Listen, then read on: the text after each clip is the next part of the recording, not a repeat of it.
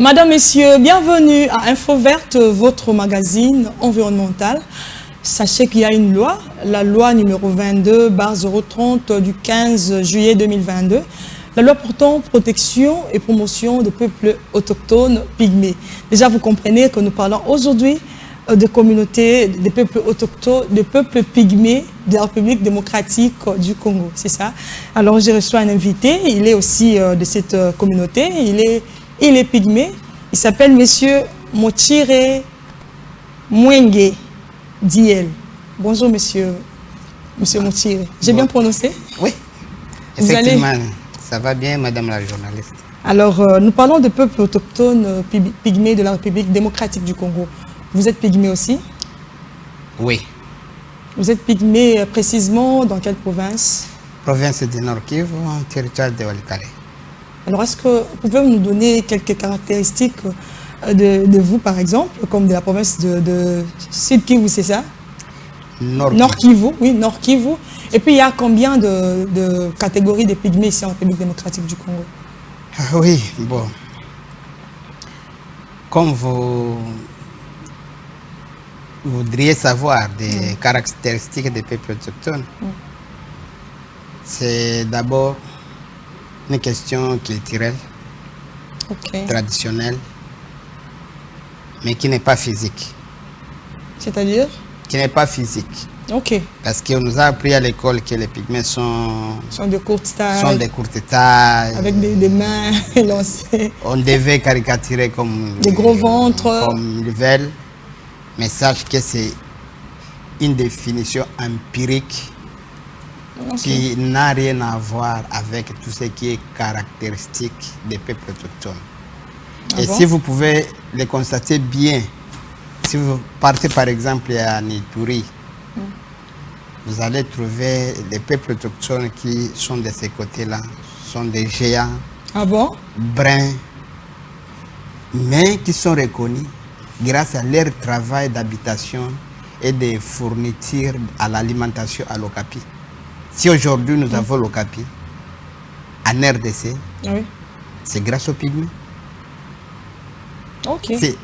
C'est ça leur vraie valeur. Pas ce qu'on a toujours écrit. C'était d'une manière, les chercheurs, peut-être il a mené ses études dans un coin spécifique et puis il a généralisé son étude. Et là, quand vous dites que du côté de tourisme, allez-y, terminez votre pensée. Mais pour nous, notre culture, ce n'est pas ce que les gens pensent de nous. C'est le savoir vivre avec la nature. C'est ça, oui. Ce qui vous caractérise. Ce qui nous caractérise. Ce qui nous caractérise plutôt. C'est notre lien entre nous, les peuples autochtones, et notre territoire de vie. Ok. Nous devons mettre tout pour vivre en harmonie avec la nature. On ne doit pas couper les arbres. On ne doit pas faire des exploitations qui ne sont pas conformes, sauf pour raison des rituels. C'est depuis longtemps que vous ne coupez pas les arbres ou bien... Oui, et d'ailleurs c'est aujourd'hui avec l'afflux économique que vous pouvez trouver peut-être un autochtone pygmée sous l'influence de X ou Y en train de couper l'arbre. Mais donc depuis longtemps, pas depuis longtemps, c'est-à-dire il y a une... Tout à fait. Depuis des années, depuis votre existence, c'est ça. Oui. Et tu risques de me poser la question, vous êtes venu d'où? Donc là, on ne va pas entrer dans ces débats-là, on continue. Vous parlez des caractéristiques. Oui, c'est... Donc votre lien avec la nature. Notre lien avec la nature. Vous ne coupez pas les arbres. On ne doit pas vraiment nuire à autrui. C'est-à-dire, pour nous, la cohésion pacifique, la bonne cohabitation, c'est parmi nos valeurs. Ok. Parce que partout où on vit, nous approchons toujours d'autres personnes pour vivre ensemble. D'accord. Et aucun jour, on ne dira que tel ou X ou Y n'est pas des nôtres. Non. Ok. Chez nous, ça n'existe pas. Mais avec l'esprit économique et le modernisme, les gros mots qu'on nous a amenés, aujourd'hui, on peut trouver maintenant des cas qui peuvent arriver, mais vraiment de manière naturelle pour le peuple autochtone. C'est l'unité, la cohésion, la paix, ce qui nous entoure. Alors, bon, on vous trouve dans combien de provinces précisément? Vous occupez toutes les 26 provinces? Malheureusement, en RDC, on ne connaît pas qui est qui. Mais nous-mêmes, nous nous connaissons. Comment ça? C'est-à-dire que les pères doivent connaître les fils et les fils doivent connaître les pères.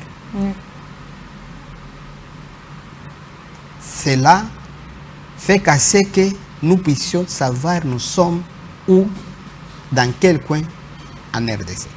C'est difficile aujourd'hui avec les statistiques de vous situer. Pour nous, on sait là où nous sommes. Alors vous êtes Mais où? le gouvernement n'est pas en mesure de savoir là où nous sommes. Parlez-nous de vous, vous êtes où? Nous sommes dans 21 provinces sur les 20. Sur les 26. Oui. D'où, carrément, les autres disent, sont là les peuples minorités. Bon. Si le plan des chiffres, peut-être, si on parle de 4 grands groupes, on peut dire qu'on est minoritaire. Oui. Mais il n'y a pas un peuple qui est partout, comme nous. Ah bon? Oui. Dis-moi un autre. Ok. Alors, pour vous différencier, il y a on dit des Batchois et quoi encore? Les Batchois, si c'est Batchois. Ah, ce sont des appellations. Ouais. En RDC, madame, il y a un seul peuple autochtone pygmée. On peut écrire tout ce qu'on veut, tout ça. Mais, à la seule différence est qu'il y a plusieurs appellations. Ok. Mais qui convergent dans le même sens. Vous pouvez citer? Et ces appellations dépendent de la population dominante. Ok. Comme on est toujours à faible densité dans un coin, on prend très facilement, on nous impose les langues. Mais à un certain moment, on se disait qui impose l'autre la langue. Mais avec les mouvements migratoires, les mouvements de colonisation, la langue, c'est un instrument de domination. Oui.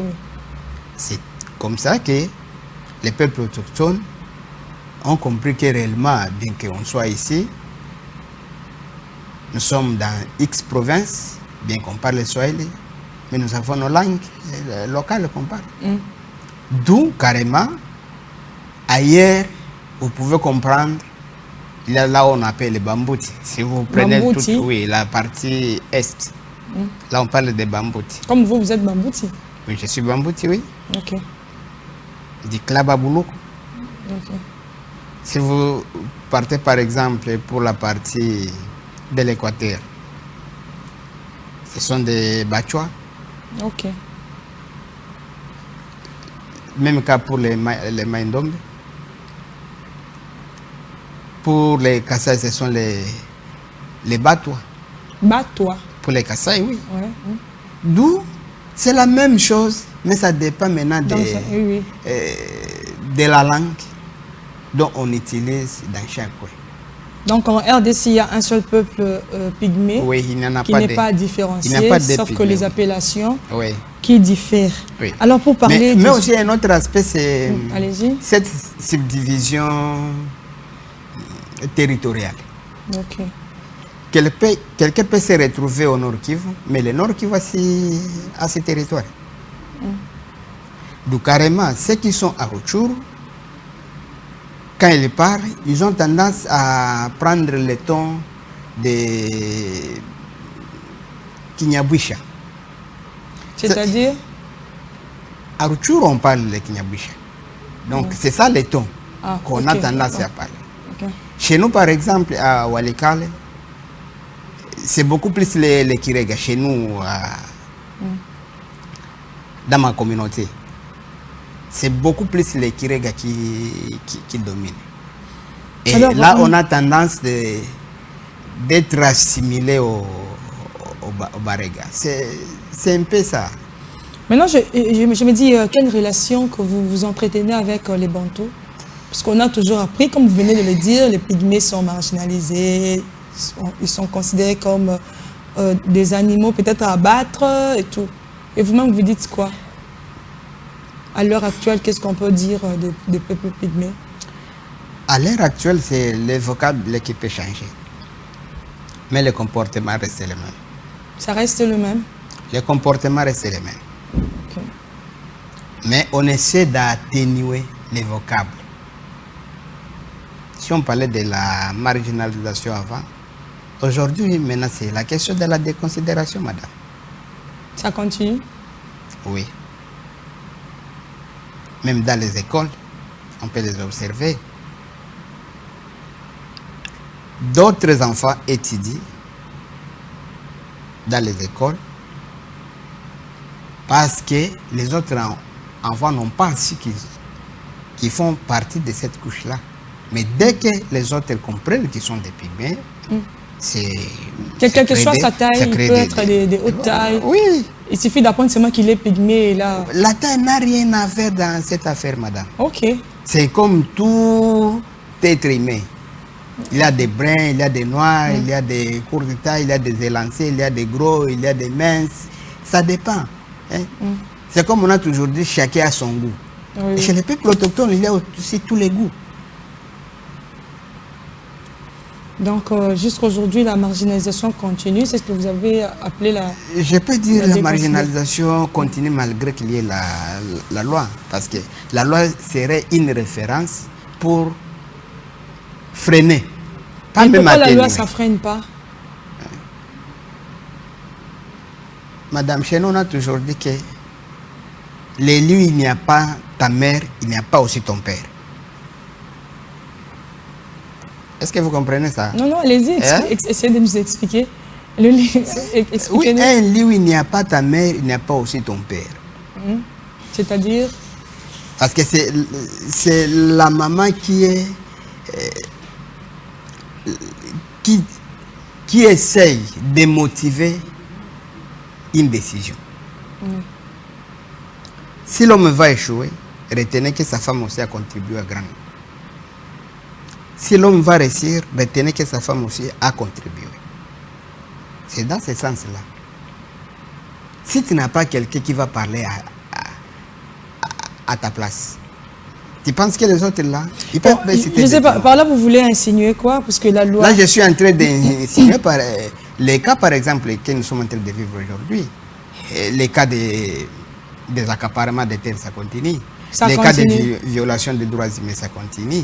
Et ici, récemment, il y a eu les cas de massacres des peuples autochtones à Béni. Vous avez fait du bruit sur ça. Tout ça, ce sont des cas qui se manifestent et qui démontrent que réellement, la loi est là, d'où nécessairement le gouvernement doit mettre en place des mécanismes pour garantir la mise en œuvre de ça.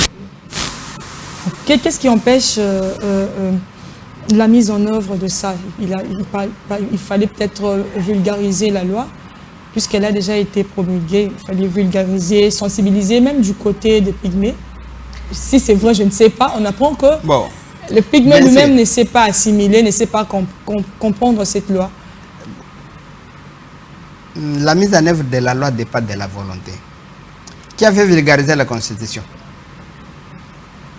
Vous pouvez me dire où est-ce qu'on avait vulgarisé la Constitution?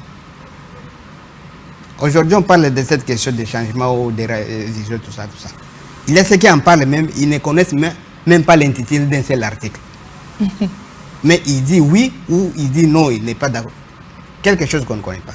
Mais comme il y a la volonté de faire exécuter la Constitution, ça n'a pas, bien que ça n'a pas été vulgarisé, on se fonde sur ça. On doit avoir les élections dans autant de temps, on doit avoir le gouvernement provincial qui fonctionne, on doit faire valider les motions conformément à la Constitution. Tout ce qui se passe, c'est conformément à la Constitution. Ce n'est pas parce que ça n'a pas été vulgarisé, c'est parce qu'il y a cette volonté politique. Pour nous, c'est la volonté politique. Qui manque la volonté? Qui manque pour assurer la mise en œuvre de la loi. Et qui manque? Vous adressez au gouvernement? Là, c'est le gouvernement. Ce n'est pas une loi des peuples autochtones. Peut-être qu'il fallait peut-être pour protéger les de peuples votre côté autochtones. aussi. Et la pièce maîtresse pour veiller à son exécution, c'est le gouvernement qui avait mis ça. Ce n'est pas, c'est l'État congolais. J'étais en train de me dire qu'il fallait peut-être une représentation de votre côté au niveau du gouvernement. Et des actions à mener de votre côté peut-être. Bien sûr, on fait des actions. Pour essayer de motiver aussi. À notre niveau. Mais madame, retenez que nous, on essaie de travailler avec la société civile. Mais la société civile n'a aucune responsabilité en premier plan. La société civile ne vient que combler, tout à fait, accompagner. Mais la première responsabilité revient à l'État congolais. Oui. Donc tout ce qu'on peut faire, l'État congolais peut capitaliser, mais il doit retenir qu'il doit être le premier acteur à jouer pour faciliter la mise en œuvre. Bien sûr, il y a déjà la direction qui est la direction sur les peuples autochtones qui a été mise en place. Il y a aussi la cellule des peuples autochtones auprès du ministère des droits humains. Mais cela ne suffit pas. Il y a combien de peuples autochtones qui sont là? Au niveau des provinces, nous on ne lutte pas pour lutter, on lutte pour une cause d'une dignité humaine. Vous avez raison, oui, oui. Dès que cela sera acquis, on devra comprendre. Mais aussi, on peut dire oui, avec la voie démocratique, peut-être on n'a pas la possibilité d'avoir un député. Mais je dirais, c'est la volonté politique. Pourquoi les chefs coutumiers, qui ont d'abord le pouvoir, qui ont la capacité de se faire élire par ses administrés, on avait mis une disposition dans la loi électorale par rapport à leur cooptation. Oui, pourquoi pas les peuples autochtones qui n'ont même pas la capacité d'être cooptés et d'être élus? Donc, l'eau va à la rivière. Comme on n'avait pas ces pouvoirs-là, comme on n'a pas ces pouvoirs-là, qui pourrait les faire pour nous? Au gouvernement, madame, vous pouvez me dire, mais c'est un seul. Tous les responsables étatiques qui sont là, les grands poissons là, pour ne pas citer les postes. Alors, j'ai dit, il y a un facteur qui me vient, peut-être, je ne sais pas si c'est vrai, c'est à vous de confirmer. On a toujours dit que le peuple pygmée n'a pas fait des longues études et n'est pas cultivé, tout ça. C'est peut-être ça qui fait en sorte que vous ne soyez pas représenté au niveau des instances? Madame, ça c'est trop fort. Je vous dirais que à plus de 60% des professeurs viennent collecter les informations auprès des peuples autochtones.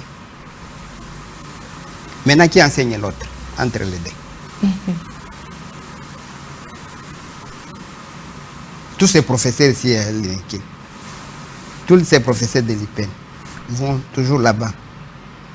Ils cherchent les informations déjà qu'on pense qu'ils ne connaissent pas. Ça, c'est une contradiction.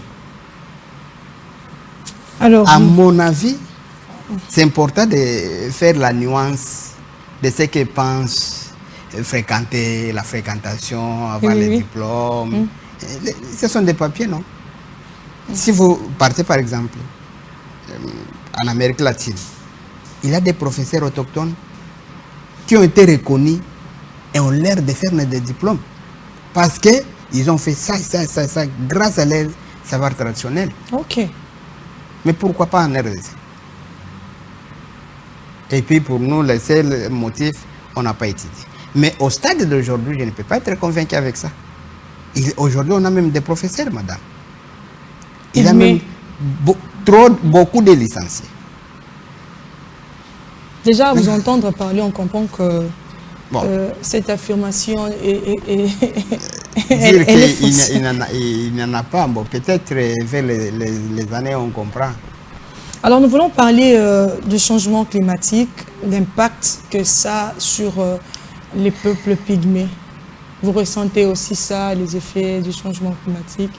On vous a toujours prêté des protecteurs, des gérants, des garants de la forêt. Et comment vous ressentez ça? Est-ce que ça joue aussi négativement sur vous? Changement climatique. Une personne qui est victime d'une situation, c'est difficile toujours d'éprouver ses atouts, ses capacités, parce qu'il est étouffé. Okay. Mais on a toujours dit que le changement climatique nous a été imposé par les tierces. On n'a jamais été auteur. Ça nous a été imposé? Nous. À vous? Ah. Oui. Ok. Pendant des milliers de décennies et des décennies, on vivait heureusement avec la nature, avec la forêt, avec la biodiversité. Et aujourd'hui, on vit dans des zones où la biodiversité reste encore intacte. Mais dans un endroit déjà déboisé, c'est difficile d'y trouver de la biodiversité.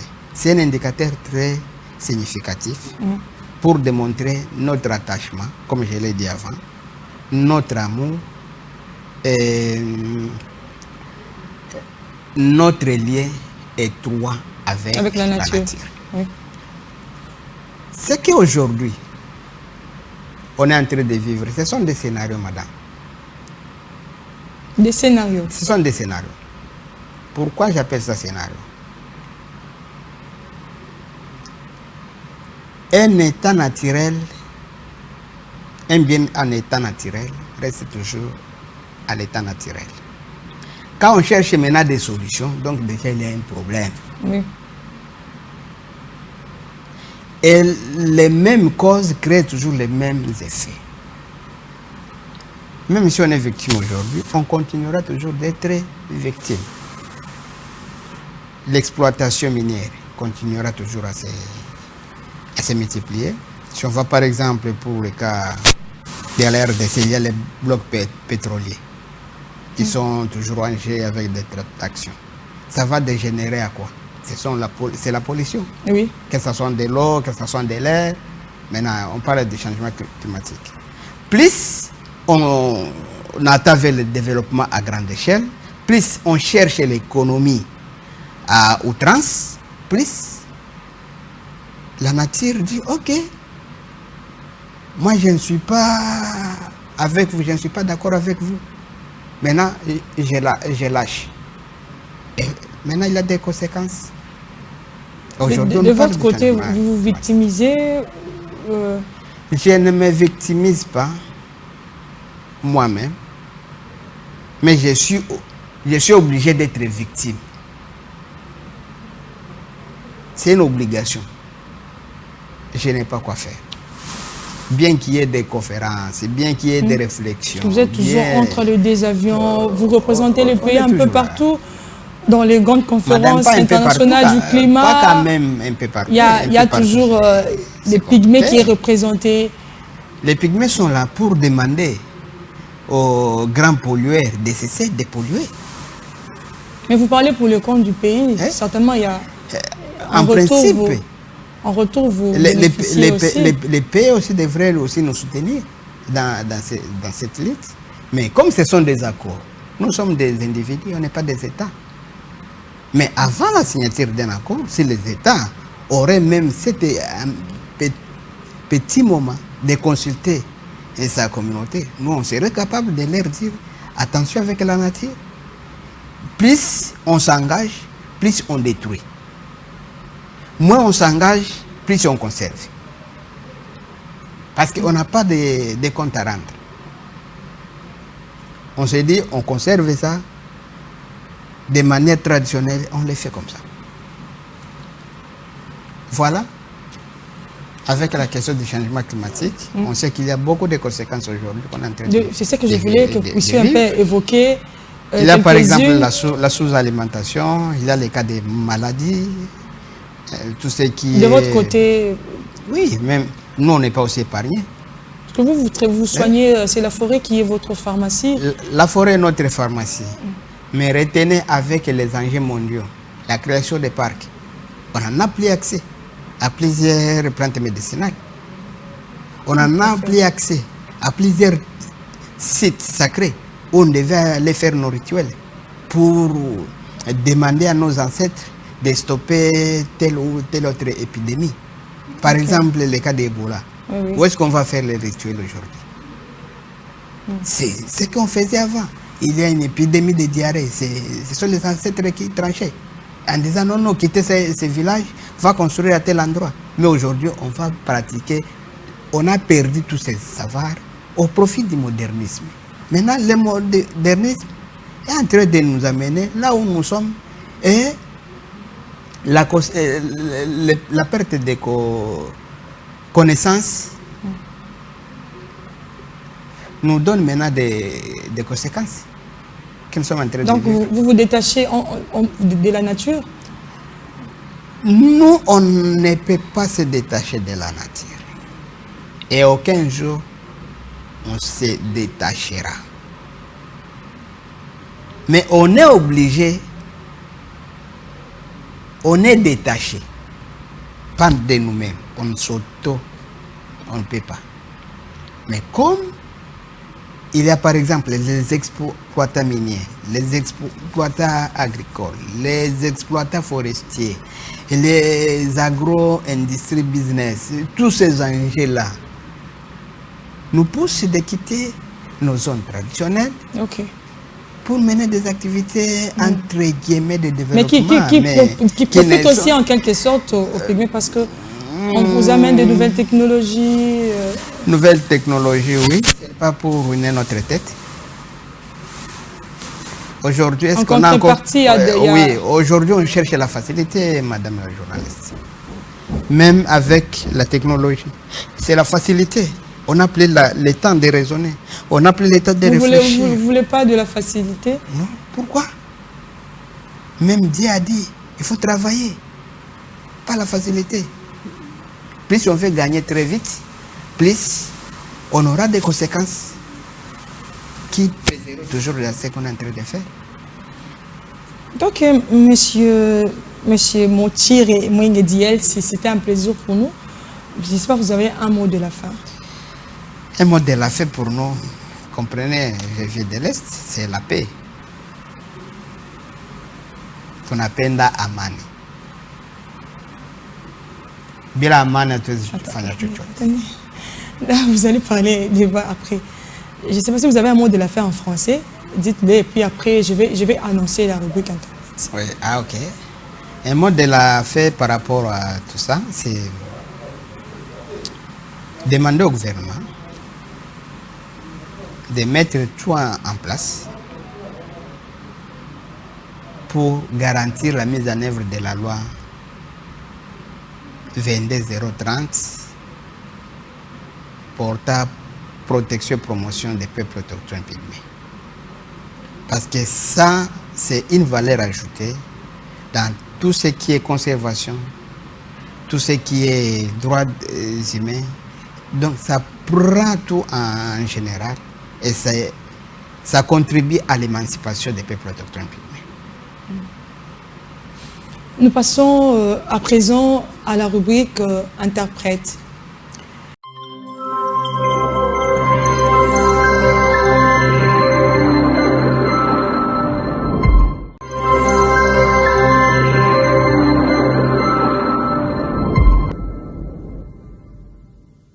Tunalomba amani, tunataka amani, tunalia amani.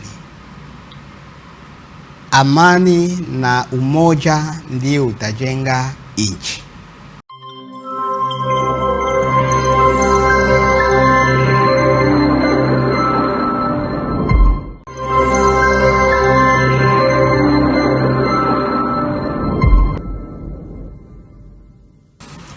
Monsieur Montire, merci d'avoir répondu à notre invitation. J'espère que ce n'est pas la dernière fois. On aura encore beaucoup à parler sur le peuple pygmée. Madame, Messieurs, nous vous disons merci. Merci vraiment de l'attention que vous accordez à cette tranche de votre magazine environnemental. Nous prenons rendez-vous avec vous pour la semaine prochaine avec un autre invité. nous vous disons au revoir.